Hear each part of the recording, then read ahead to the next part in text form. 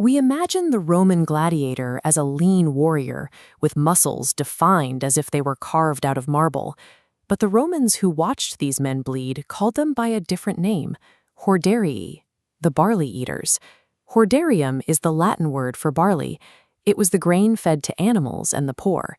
Yet trainers chose this second-class grain for athletes, who were otherwise expensive to house and maintain. This was a deliberate strategy. The trainers weren't cutting costs. They were building a specific type of body. In the Roman arena, the food a man ate was just as vital to his survival as the armor he wore. Pliny the Elder recorded the specifics of this regimen, calling it the gladiatoriam saginam, the gladiator's fattening diet. It was a diet centered on a heavy mush of barley and fava beans, cooked down into a dense, starchy paste.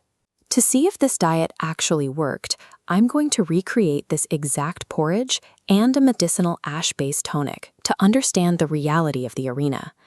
Resurrecting this recipe reveals that Roman trainers had stumbled onto a biological advantage that their own doctors struggled to explain. The trainers wanted their fighters to carry a thick layer of fat just beneath the skin.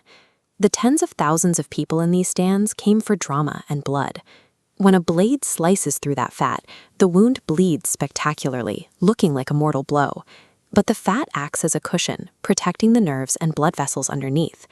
The fighter bleeds for the audience, but survives to fight another day. The gladiator's body was a piece of theatrical design, engineered to bleed without dying. We know this because of a gladiator cemetery found in Ephesus. Forensic testing of the skeletons shows exactly what these men were eating 2,000 years ago. This chart shows nitrogen levels in the bones. The gladiators' levels are strikingly low compared to other Romans, a chemical signature of a diet based almost entirely on plants. Pliny also claimed gladiators drank a tonic of plant ashes after a fight to help their bodies heal. The skeletons confirm it. Ordinary Romans had a strontium-to-calcium ratio of 0.67. The gladiators measured 1.26. Burning plants creates a residue rich in calcium. This ash drink provided the minerals their grain-heavy diet lacked. Through generations of trial and error, they supplemented their diet and strengthened their bones, doing the thing that made the next morning hurt less. To make this, you don't just boil the barley. You must roast the grain with flax and coriander seeds until they turn fragrant and nutty. The kitchen fills with a smell like fresh bread and popcorn, with a slight citrus lift from the coriander. Once the hot water and the soft fava beans go in, the mixture thickens into a heavy, dense, gray-beige paste. I also prepared a safe version of the tonic using vinegar and water.